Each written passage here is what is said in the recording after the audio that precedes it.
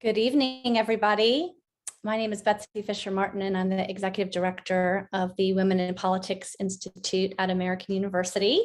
Welcome to our virtual series, Women on Wednesdays. We are glad that you are here with us. To those of you new to one of our events, WPI is a nonprofit and nonpartisan institute in AU's School of Public Affairs that aims to close the gender gap in political leadership. And we offer academic and practical campaign training, and we facilitate research and discussions like this on women in politics and leadership. And today we're, I guess, about a month out from Mother's Day, but it's never too early to talk about the importance of moms. And in this case, moms in politics. We are excited to have with us tonight Liuba Grechen Shirley, who runs an organization called Vote Mama, which is dedicated to helping more moms run for office. And in 2018, she actually ran for Congress in New York's 2nd congressional district against Republican incumbent at the time, Peter King. She was at that time a mom of 2 young children, ages 1 and 3. Now she has 3 children, but she spent many a campaign appearance carrying a baby and holding her toddler's hand. And after months of this, she realized, of course, that it just wasn't sustainable to run for office, it being a full-time job in and of itself. And what she did made history and opened doors for other mothers of young children to run for office. She successfully petitioned the Federal Election Commission for approval to use her campaign funds for childcare. So she's going to share her story and tell us about the PAC and the foundation that she founded, and have a discussion about the ways we can try to increase the number of moms in politics. And we are also going to take your questions and hear your thoughts. So please feel free to type in the Q&A tab, and we will be sure to save some time for that. So Liuba, thank you so much for being here. Welcome. Thank you so much for having me. I'm excited and apologize for my voice. I am recovering from the flu.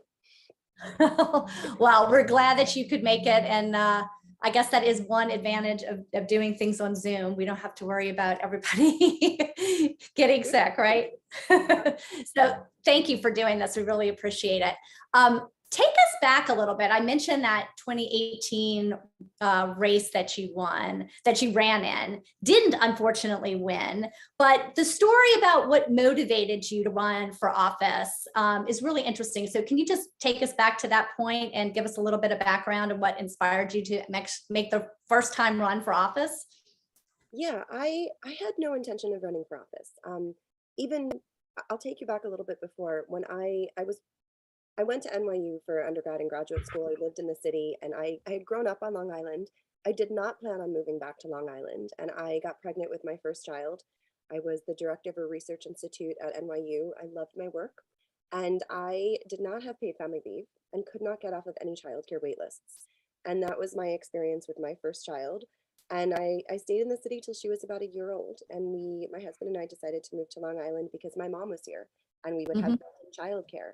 And it was always supposed to be temporary. We moved back here, or I moved back here. He's not from Long Island, but we moved here, and it was very unusual because we moved here at the height of the Trump election, and it was like moving into a completely different place, coming from New York City to Long Island, where there were Trump flags everywhere, and there were parades in the town next to me with dummies of Hillary Clinton in a cage on the back of a pickup truck. And it was surreal to be here where I grew up in the midst of this very, heated election cycle. And Peter King had been in office since I was 12. I, wasn't planning on running against him, but he had consistently blocked people from his Facebook group. He wouldn't allow people to ask questions. You could never get him to hold a town hall. And the election happened, and I kept reaching out to my local party and saying, how can I get involved? What can I do? And nobody would get back to me. And I ended up starting an indivisible group and started organizing. I started putting, every morning I would write an action alert. This is the particular issue we're calling our representative about. These are the details. This is what we're going to call and ask for.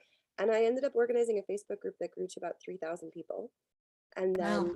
Peter King came out in support of the Muslim ban. And I reached out to groups across the island, and we put together a protest in front of his office. And I remember calling his office on a Friday, and I said, we're having this protest. I would love to sit down and talk to my representative. And they told me to come in at 3:30 that afternoon. And I got there at 3:30. They had locked the doors and sent all the staff home. And we had 400 people protest. And on Monday morning, I called and he agreed to meet with me. But he later told the press he met with the leader of a resistance group, not a constituent. And when I asked if he would hold a town hall, he told me that a town hall would only diminish democracy. And that was when I really started to think this man, he needs somebody to run against him. And I ended up holding a town hall and a couple hundred people showed up and he did not. And it was at that point that people started to ask me if I would consider running against him. And so what made you decide to, obviously you had a lot going on. Did you have any idea how difficult it would be just in terms of your own time? No, I had no idea. And until you've actually worked on a congressional campaign or if you know somebody personally who's done it before, there's no way to figure this out. I remember I found a survey once that congressional members had filled out about how much of their time was spent doing certain things, and I read that. And I remember trying to find quotes, and I found some really great articles with quotes from Grace Meng or Kirsten Gillibrand about giving birth in office and what that was like. And I remember thinking, well, if they can give birth in office, somehow I can manage to do this with 2 toddlers. But there's no playbook. Nobody tells you this is what happens and this is how you run a congressional campaign. And frankly, it also depends where you're running. If it's a tough district, if it's an easy district, will you have party support? Who are you running against? So I did not know what I was getting myself into. But I was a pissed off mom, and it was not thought out. It was pure emotion to run for that congressional campaign, and I jumped into that race, and I put together a campaign, and it was the most grassroots movement that Long Island has ever seen, and we ended up building a really strong campaign and almost unseating him, and we outraised him and outworked him. But we did that because it was a bunch of people who were just really sick and tired of having a representative who refused to talk to them, who refused to hold town halls, who didn't listen and who didn't care. So it wasn't planned, but it ended up being so much fun and such an incredible campaign. And it built this movement on Long Island of volunteers and activists. And tell us about that decision to make the appeal to the FEC to use campaign funds for childcare. Everybody said I was crazy. They said it was political suicide. They all told me I was nuts. I literally, as you mentioned in your intro, I would have a baby strapped to my chest and I would have my toddler by my side and I was doing call time with the baby on my boob and I had a headset on and I was juggling nursing and making donor calls and it was nuts. And I did that for probably 5 months or so. And I had them with me. My mom is a teacher. She's retired now, thankfully, but during the campaign she was working. And so I had the kids with me every day till 3:30. And then she would come home and take them and I could go out and knock on doors and talk to voters and do all the things I had to do. But I had 2 babies with me. And I remember being so embarrassed and thinking everyone was judging me because I would take them with me. And people, leaders in my own party critiqued me. They said I was a bad mom. They questioned whether or not I was fit to take care of my children when my child broke his leg during the campaign. They said all sorts of things. Somebody said that they had never seen a candidate use her children more because I brought my children with me to campaign events. There were 2 reasons I brought my kids with me. 1, I genuinely missed them and wanted to see them as much as possible. And 2, I didn't have childcare. I didn't have an option. It was either bring them or not go to the event. And if it was a man who was bringing their kids, they would think, oh, what a terrific dad he is, right? I actually saved this press clipping. There was an article that somebody wrote, and there's a photo of my husband with my son and the baby wrap and my daughter on his hip. And they're like, oh, and her husband can often be seen on the outskirts of their event holding the couple's young children. And there's a photo and a whole section in the article about my husband holding our kids. And I remember thinking, if this was reversed, that would never be me. No, of course not. No, but it annoyed me so much that I saved it. And that's the difference. Men are considered responsible and good parents, and women are considered bad moms. And then, putting, like you said, putting yourself forward and petitioning the FEC, you were told that may be just political suicide, right? That's just, even drawing attention to the fact even more. Exactly. As women, we're always told not to talk about our kids and to keep our children out of our professional lives. And putting that request in, I gave up my salary to run. And that's something that a lot of people don't realize when you run for Congress. You're talking 1 year to 2 years of your life without a salary, working full time. Unless you're independently wealthy, it's very difficult to do that and also pick up the cost of childcare. We were 4 people living on my husband's salary, paying school loans and a mortgage and taxes and bills and all of that. And there was no way to also pick up the cost of childcare.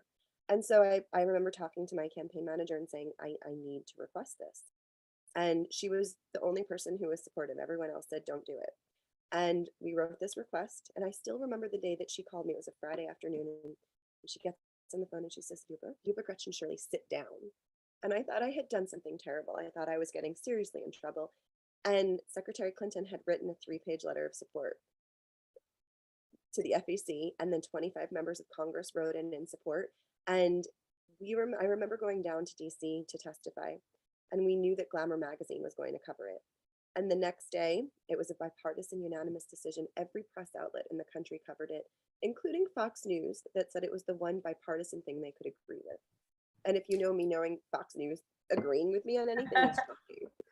But it was. But interestingly enough, though, they had given permission in the past for males to use campaign funds. There had been, right? Yeah, there had been 4 men who had individually received approval, but they had never had a quorum, so it was never an official ruling. And we've now, with the Vote Mama Foundation, have been trying to get this passed at the state level for state and local candidates. But in Louisiana in particular, a woman, Morgan Lamondre, who was running for a state seat, put the request into their ethics committee. That ethics committee had approved it for 4 men in the past, and they said no to her. And there was a 70-year-old man on their ethics committee who said, you have misplaced priorities, and your primary responsibility is to take care of your children. And she appealed. We helped her with the appeal process. She won the appeal. But that's usually the mentality, that for a man, that's perfectly fine. And usually men will use it, if they want their wife to join them at a campaign event.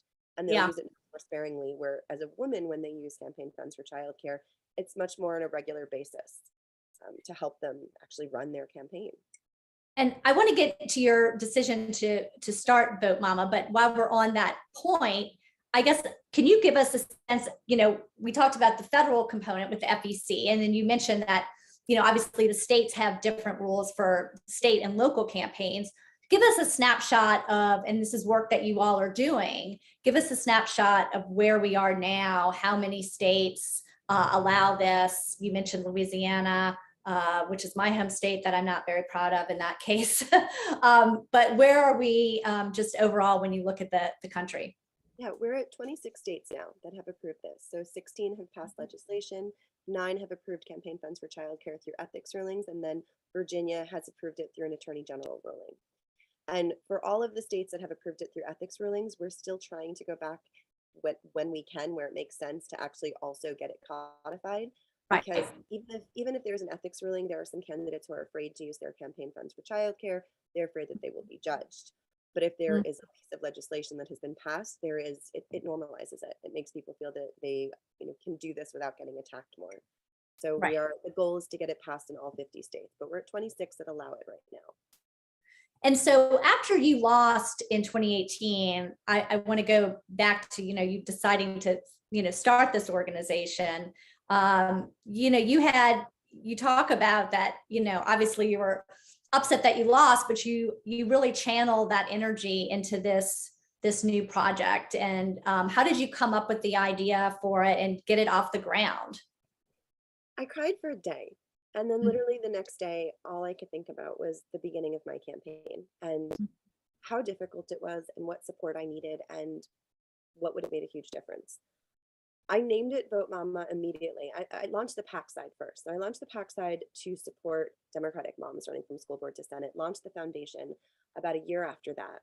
But I launched the PAC and I called it Vote Mama because frankly, my kids would run around screaming Vote Mama all the time. There was no doubt in my mind that that's what it had to be named. I remember talking to friends saying, I want to support other moms run for office. And we're like, well, I'm going to launch a PAC and this is the name, of course. And it's really cute. I have one of my favorite videos is my son, who was a year old at the time, saying Vote Mama. And every once in a while, he'll ask me if I want him to say it in his baby voice because he had the cutest baby voice, and he'll still do it. But yeah, I named it Vote Mama and we started supporting moms. And I remember our launch event, Hillary Clinton joined us for our launch event. And she took a FaceTime call from her grandchildren in the middle of speaking. And it ended up going viral and ended up on Colbert that night. My mom called me screaming at midnight that we were on Colbert. And because of that, we got applications from hundreds of moms running for office across the country. And then about a year after the PAC, I realized that there's only so much you can do when you support individual moms running if you're not Mhm. working to break down the structural barriers that they face when they run and then when they serve. There is so much that holds moms back from running, um, that you need to change. By the time we're 44 years old, 86% of American women are moms. And yet, when I launched Vote Mama, only 5% of Congress members were moms with kids 18 or younger. We're at 7% now. So we're slowly but surely growing. But you need to break down the structural barriers first to make it easier. And then you can support all of these incredible moms. So that's really why I launched the foundation.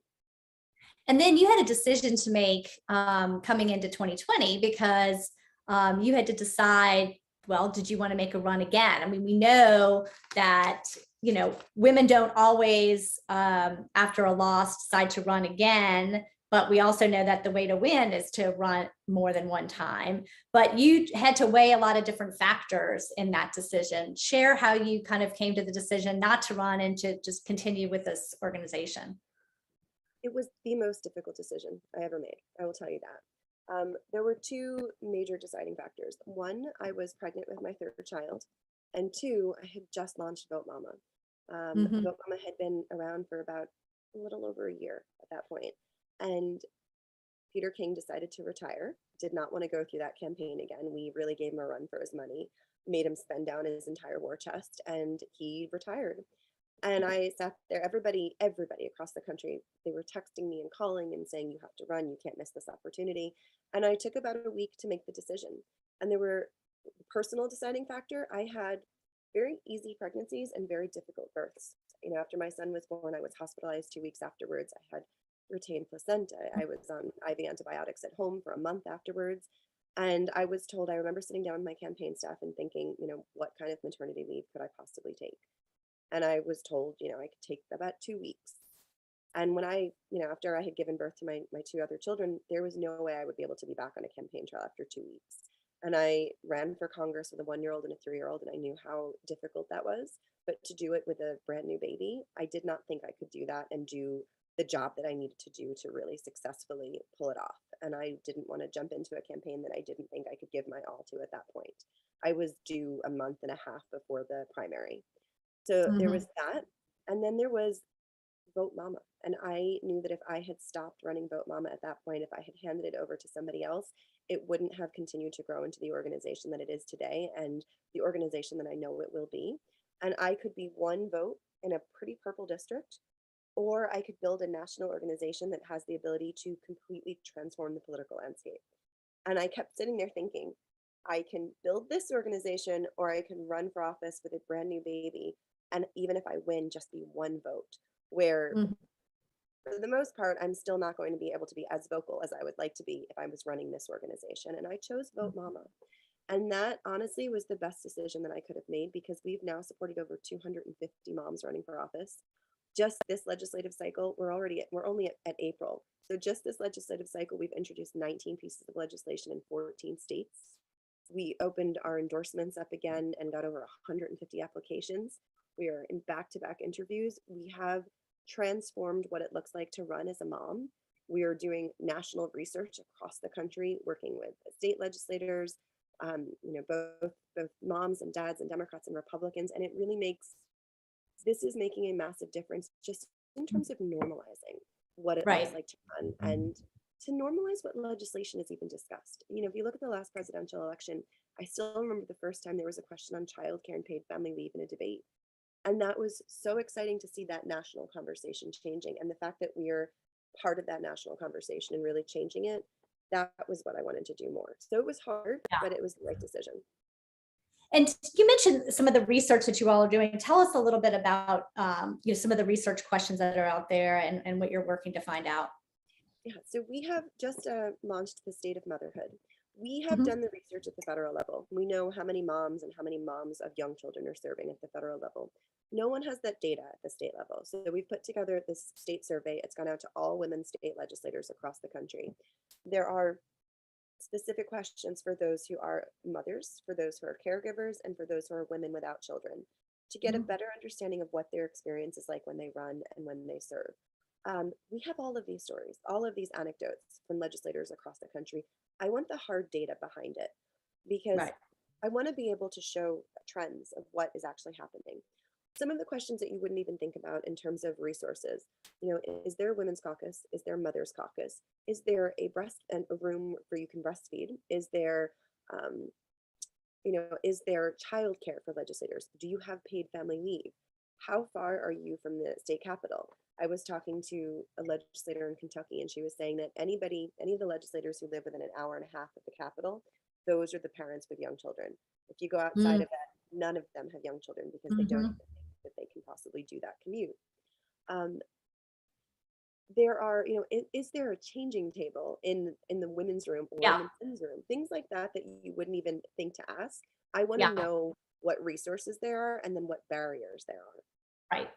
Well, and you mentioned the salary component, and some of these state legislatures is extremely low. And yeah, is there a correlation between the number of moms in those legislatures that have the lower salaries? I mean, what does that look like too? There is a woman, Rebecca Mitchell. She's a state rep in Georgia. She spends over Uh-huh. 300% of her income on childcare for her 4 children. So if you look at states, in New Hampshire, you get paid $100 per session. There are states Right. where you get paid $17,000 a year. And so state legislatures were set up to be, the citizens legislature. You're there part-time. You are expected to have another job. Very few people can serve at the state legislative level unless they're independently wealthy or they work for themselves and have flexibility.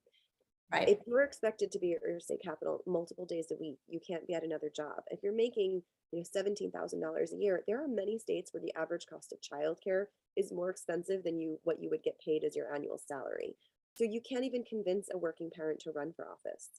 And that's why we end up with legislation that harms women and children across the country because you don't have people in office that have that visceral experience.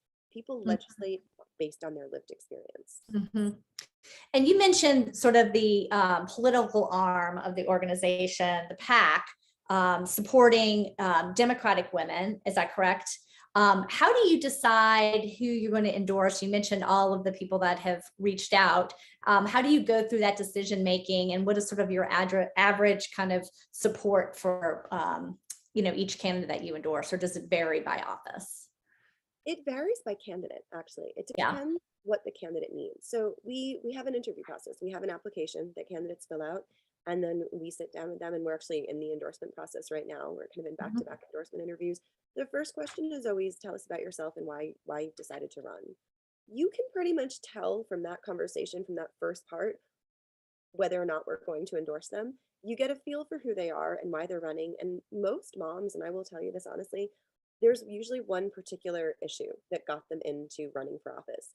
There's usually something that they have reached out to their representative about, that they've wanted help with, that they have been either ignored or just totally, told no. And they said, you know what, I can do this better myself. And that's usually when moms decide to run. And I love those stories. They're some of my favorite stories. We talked to somebody who was running for a town council race, and she was annoyed that her sidewalks were broken. And she invited her entire town council to walk with her. She took her kids to school. And when they did nothing about it, she decided to run for office, and she won. Those are the stories that I love. But then we go through all, the dynamics of the race and whether or not they know what is needed to win and whether or not they're going to put that work in. And those are the people we endorse. We endorse the people who will work hard, who are running to fight for working families, who are running to pass legislation that will make a difference for working families across the country. And then when it comes to what we provide direct financial support, we provide emotional support, we provide communications and comm support. I think, and I will tell you what makes us different. Every time I interviewed at the PAC when I was running, you tell everybody what's perfect about your campaign, all the endorsements, all the money, your path to Right. victory. You don't share what's going on in your life. And I wanted to provide that support for other candidates. We've had candidates burst into tears on the phone just because it's the first time that they can actually talk about what it's like to run as a mom and to do the work that they're doing or why they ran. We had a candidate cry once because her 14-year-old was mad because she didn't have the time to take her to soccer practice anymore because she was campaigning. To have a safe space to talk about that and to get political advice, and Yeah. that's what's really important, and we're building the moms network. it makes a huge difference to have that mentorship. So you're not as concerned as some other organizations about, someone's political viability, in the sense that you want to just give them the chance. You're not weighing like some other organizations. Well, what does their polling look like? How much have they raised? Or are you? We look at all of that as well. All of that. Yeah, I will tell you, the first cycle, we were because we didn't, we were new. We actually wanted to support everybody, and we couldn't at that point because we, had applications. But we are much more careful on who we support, and we do look at political viability now because we have so many applications, and we just don't have the bandwidth to support everybody. So we look at political viability, and we look at people who are really running for the right reasons. Right. And you have some big supporters. I mean, I know you mentioned Hillary Clinton, weighing in on the FEC, but you've also had conversations with Elizabeth Warren, who's been very supportive. Tell us about that. Elizabeth Warren, I will tell you, the first time I spoke with her, she called me. It was 2 weeks after I won the primary. And it was probably one of the worst days of my campaign. My son had broke his leg about 2 months after I started. He was 1.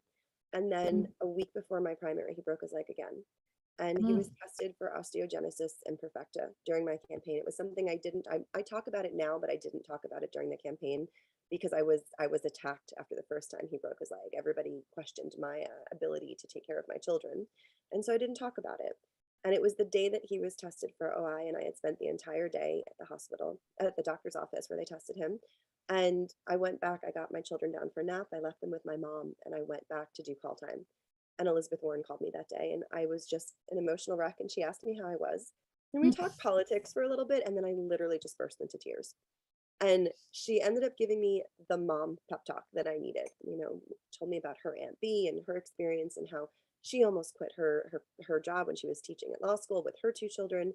And, she said, when we moms, when we run out of milk, we make breakfast with orange juice. And she was so supportive, and was so supportive during my campaign. And then when I launched Vote Mama as well, that was one of the conversations that I thought of when I launched Vote Mama, that I wanted to provide that emotional support to other candidates as well. And it made a huge difference. And looking ahead to the midterms, are there any candidates out there that kind of women to watch that have interesting stories that we should be sure to keep our eye on? Yes. Jasmine Beach Ferrara is running against Madison Cawthorn in Western North Carolina. We have been supporting her before she even decided to run. We were chatting with her, and we endorsed on day 1 and maxed out to her campaign. She is absolutely incredible. She is a mom of 3. She is a leader in the LGBTQ community. She is a local county commissioner. She is a minister. She's just so incredible. And she's running a really, really great race against Madison Cawthorn, who we all know needs to go. So she's absolutely wonderful. Hillary Skolton is one of our former candidates who's now running again in Michigan's 3rd district. She's amazing. Sydney Kamlager, who's running for Karen Bass's seat in LA. Laura Gillen, who's running on Long Island. She is absolutely amazing. Nikema Williams, she was one of our first federal candidates. She's running for re-election. Johanna Hayes is running for re-election. Cindy Axney. We have wonderful federal candidates. Brittany Peterson is actually running in Colorado. She is a state senator there, just introduced legislation to allow paid family leave for state legislators. She gave birth while in office, and she took 12 weeks of paid leave, but she had to basically categorize it as long-term sickness. So she's introduced this legislation, it's a game changer, and it's something that's really necessary. Yeah. Well, before we go to questions, and I know we have a couple, I did want to bring in, we have a special questioner guest to start off. And I wanted to bring her in, Dr. Ruth Nemzoff, and she was the assistant minority leader in the New Hampshire House of Representatives from 1979 to 1981. And I thought she would be interesting to hear her story as a different generation who was dealing with some of these very problems, 30, 40 years ago, 50 years ago, and get her thoughts. And I know she has a question for you too. So Ruth, are you there? I'm here. Great. Hi. How are you? It's good to see you. Good to see you. So in 1974, I was asked to run for the legislature. by the Democratic Party.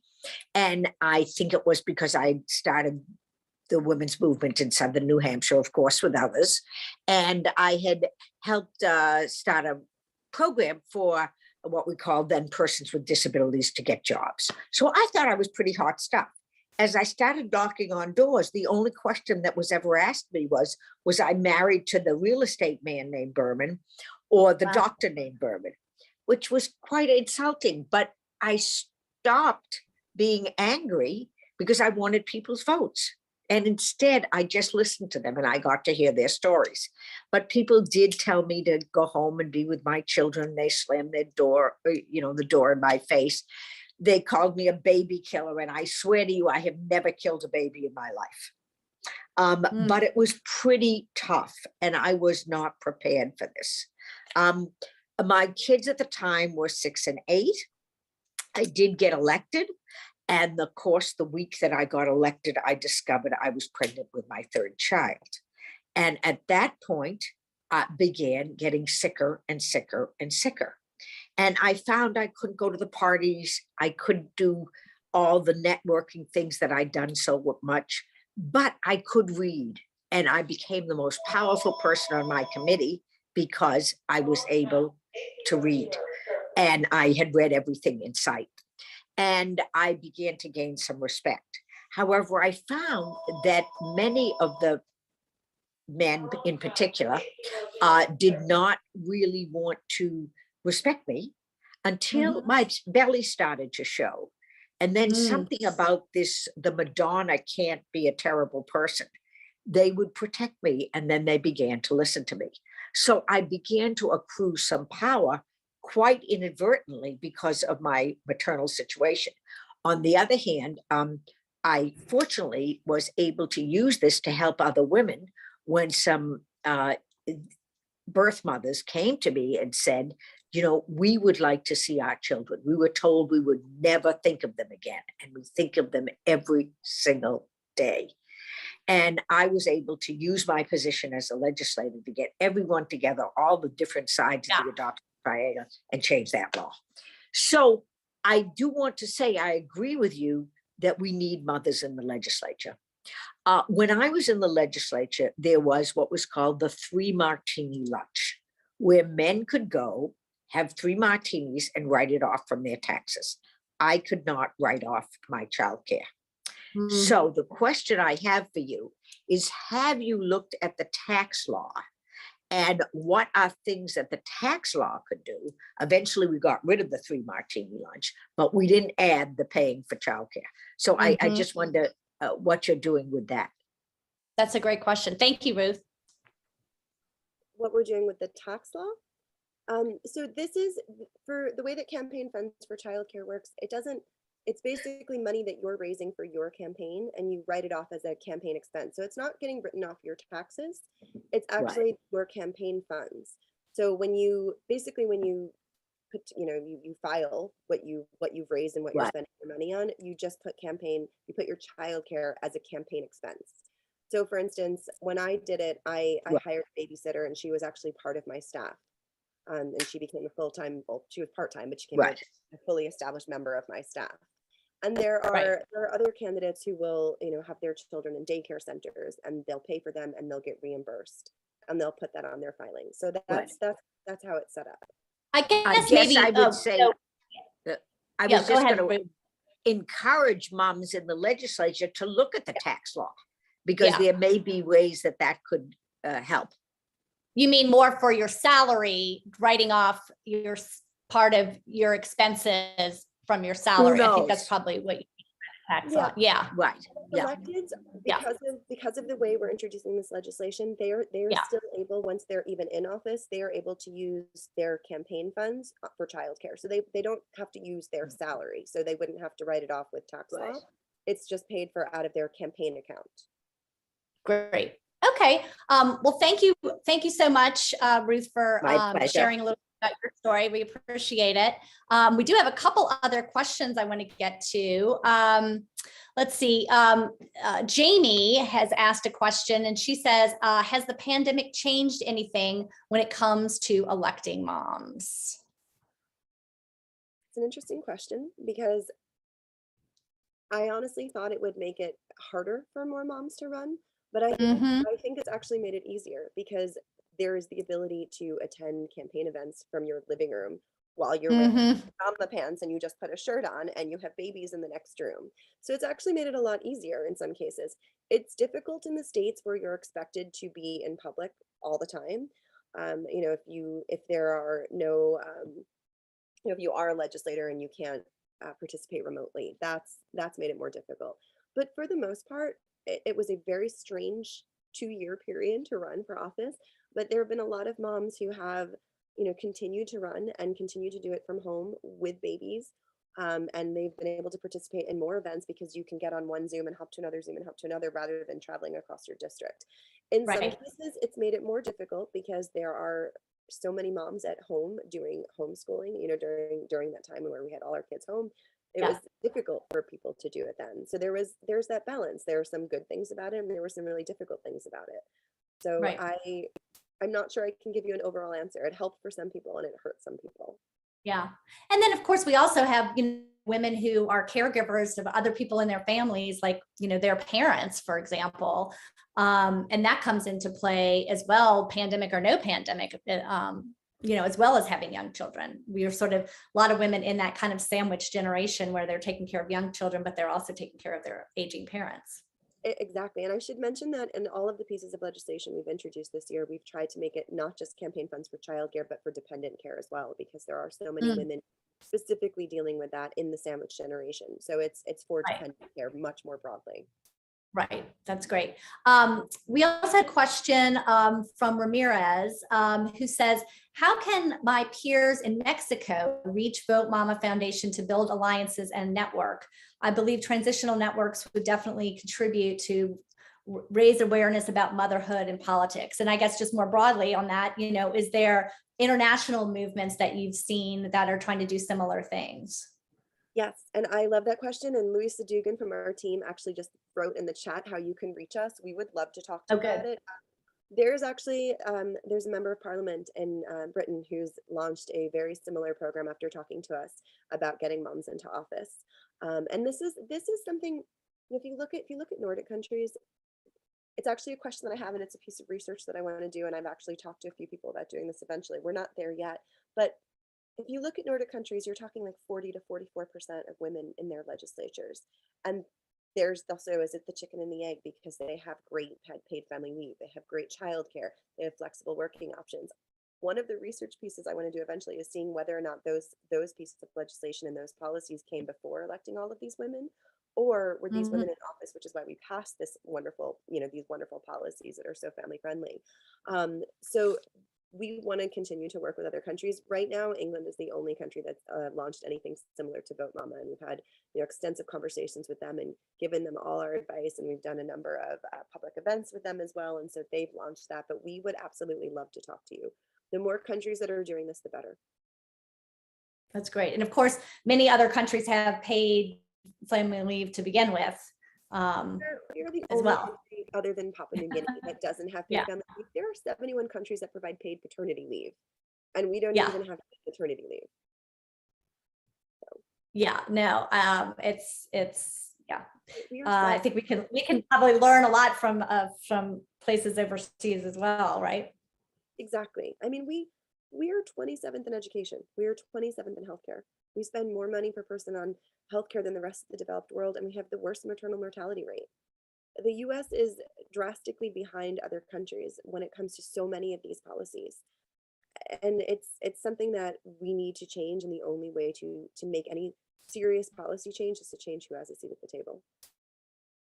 And I guess, when we think about moms raising, especially daughters, I'm just wondering, your thoughts on how we encourage our daughters to be politically active, and advice that we can give sort of the younger generation to interest them in politics, and also let them know that they have an important role to play, to participate in politics as they get older.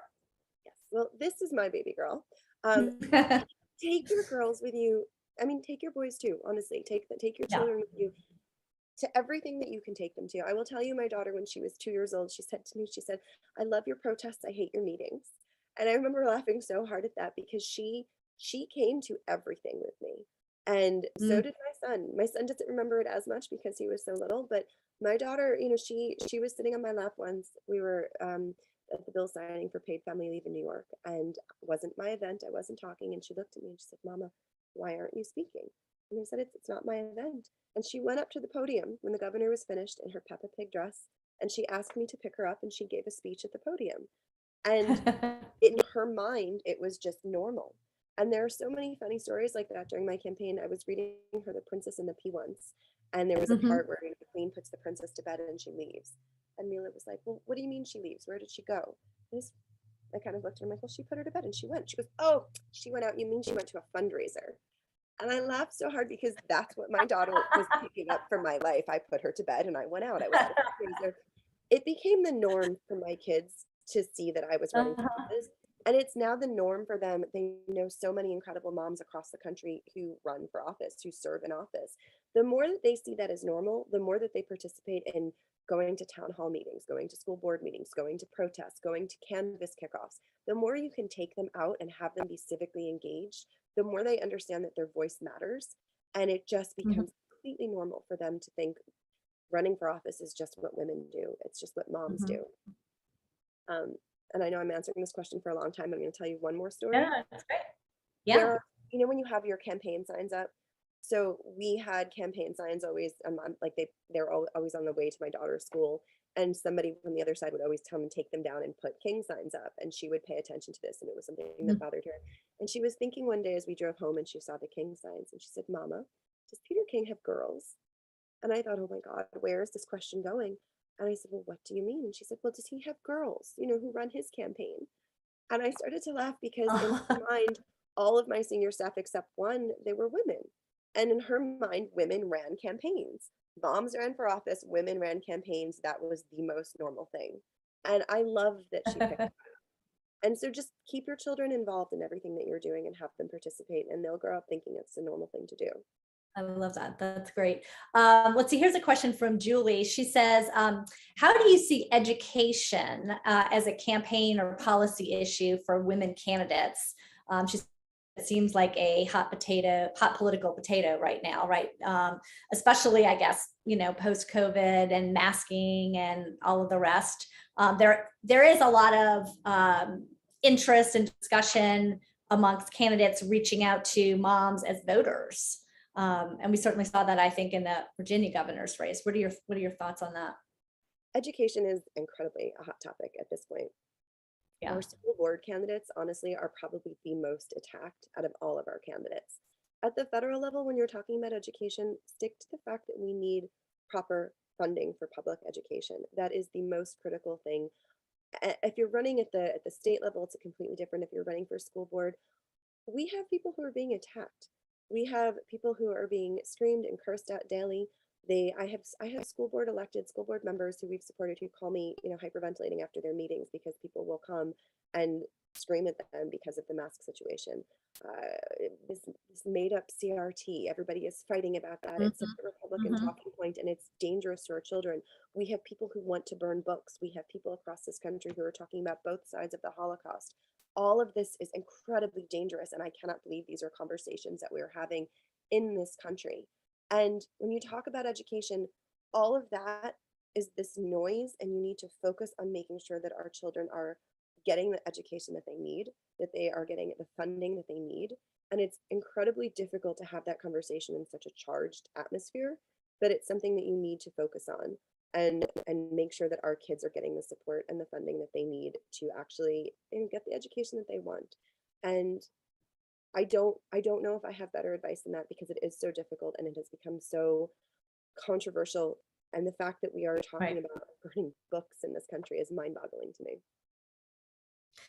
Um, I wanted to go back a little bit to sort of normalizing as much as possible the notion of moms running for office and having kids with them and making that kind of a part of their, everyday campaigning. I feel like we've seen a trend over the last couple of years of of more women who are, are letting sort of their authentic selves come through a little bit more, even, filming campaign ads in the minivan with kids in the back seat. So it's becoming more normalized, but yet we still have instances, and you guys, I think, highlighted a story a couple of weeks ago about a woman who was running, I think, for the state Senate in New York, in Brooklyn, who was speaking to like actually a progressive organization, like doing a Zoom, not dissimilar to what we're doing now. And I think her child maybe had been in the background, and she got the question of, how can you possibly run, with children, who's going to take care of kids? And, that kind of question still exists. It's the first question you will get asked. If you are a woman running for office with small children, you will immediately be asked by everyone, who will watch your kids while you campaign. Francoise is running for a state Senate seat. She's absolutely incredible. She was asked not once, but twice during that event, how can you be a state senator and a mom? How can you manage that? By a man, of course, but we helped her get press around it. We helped her get national press. We helped her get local press. And it was a local progressive Democratic group in Brooklyn. We actually forced them to tweet for the first time in 3 years because they were responding to this. She was so upset afterwards, honestly. And because we provided that support and really helped, it turned it around, and it took back the power and said, no, you know what, I can do this and be an excellent state senator and an excellent mom at the same time. And the only way to change that is to keep talking about it. And that really is necessary. Somebody asked me once, how many moms do you need to get elected to feel successful? And I said, it's not about that. It's about normalizing this conversation about what it is to be a mom and to serve. And we're always told, don't talk about your kids, you will be judged. Honestly, in 2018, we saw a lot of candidates who said, screw it, I'm just going to talk about my kids, and that's who I am, and it's a huge part of who I am. One of my favorite photos is Abigail Spanberger with her 4-year-old between her legs when she gave her acceptance speech, doing that. And she was nervous. I talked to her about it recently. She was nervous, and she's like, I still remember my husband off the stage calling my daughter. And I had the same thing when I did my acceptance speech after the primary, when we had our first big election kickoff. My daughter stood under my skirt, and my campaign manager got really mad at my husband. And I still remember that year. And so many of us have it, that we're going to be judged. Talk about it. Talk about your kids. Bring them with you. The more you do it, the more it becomes not a big deal. And, Kelda Roys, when she ran for governor, nursed her daughter in her campaign ad. I loved that campaign ad. The more you do that, the more it's not this big scary thing. Oh my God, she's a mom. Amy McGrath did it. Amy McGrath had great videos of kids at the doctor's office. Amy is actually our Kentucky state chair now. The more we build this mamas network, and the more you see other women doing it, the more comfortable you feel talking about it. It shouldn't be this big taboo. The fact that we haven't passed universal childcare after a 2.5-year national pandemic where millions of mothers in particular have been kicked out of the workforce, that should be this huge taboo. Running for office as a mom, that's exactly who we need in office, those perspectives. Right. And I think, also it's important to sort of do what I call like the see something, say something. When things like that happen, just like you all amplified that story in New York, and bringing people's, attention to when this kind of thing happens. And same goes for, issues of, sexism that arise in the media when they're covering, candidates and campaigns. It's important to, have organizations like yours and to actually allow other people to, speak up and say, wait a minute, this isn't right. This is double standard. That's exactly what needs to happen. So our New York State Democratic chair recently said, so Laura Gillen she's a candidate. She was the former town of Hempstead supervisor on Long Island, first Democrat to win that seat in over 100 years. She's an excellent candidate. She had told Jay that she had wanted to run for Congress since she was working on Capitol Hill, since she was a student at Georgetown. Jay took that personal piece of information and turned around and told the press that Laura told him that she had wanted to run for Congress ever since she was a little girl. And that was a dream of hers to run for Congress ever since she was a little girl. And he's not in the business of making people's dreams come true. He's in the business of electing Democrats. We reached out to organizations across the country, and we put together a national statement calling out that sexism. And I will tell you that people in the past would have been terribly afraid to call out the state chair because this is a person you don't want to have on your bad side. But if you have organizations that will stand up and support you and say, this is not acceptable, this sexism is not acceptable in politics or frankly anywhere, that's when things start to change. But you need to have people who have your back. Otherwise, it's a scary thing to stand up to the people in power. That old boys network is so alive and so well. And you need to really have a group of incredibly strong women behind you who will say, no, that's not acceptable. Well, we have a good closing question here for you. And that is, do you plan on running for office again?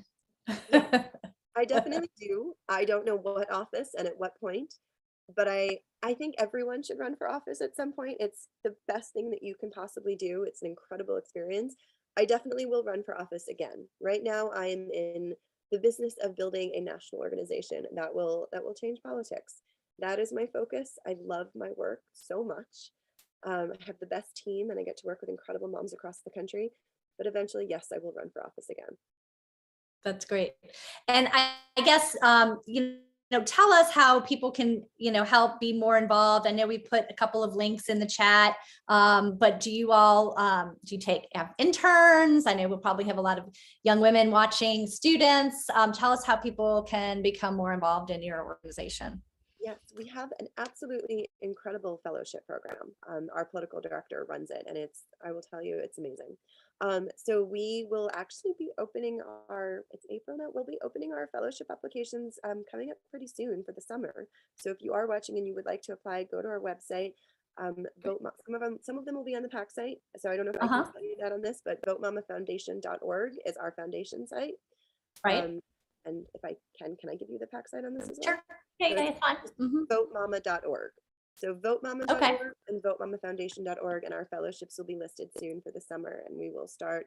And Louisa, who's actually one of our fellows currently, is posting in the chat right now with the information. But yeah, go to our website, sign up, apply for a fellowship, get involved, follow us on social media. We're Vote Mama US and Vote Mama FDN. Those are our two social media links on both Instagram and Twitter. And get involved. I don't know if I'm going to give you some insider information. We are about to launch a membership program this summer. So we will be building out a grassroots army of volunteers, and everybody who's listening to this, we would love to have you get involved. Great. Well, thank you so much for spending some time with us. I'm sorry that you had to do so while you were sick, but we extra appreciate it. And you sounded fine. So I hope everybody feels better soon. And I want to thank everybody in the audience for watching as well. And have a good night. Thank you so much. Thank you for having me, and have a wonderful night. Thank you. Okay, take care. Bye-bye.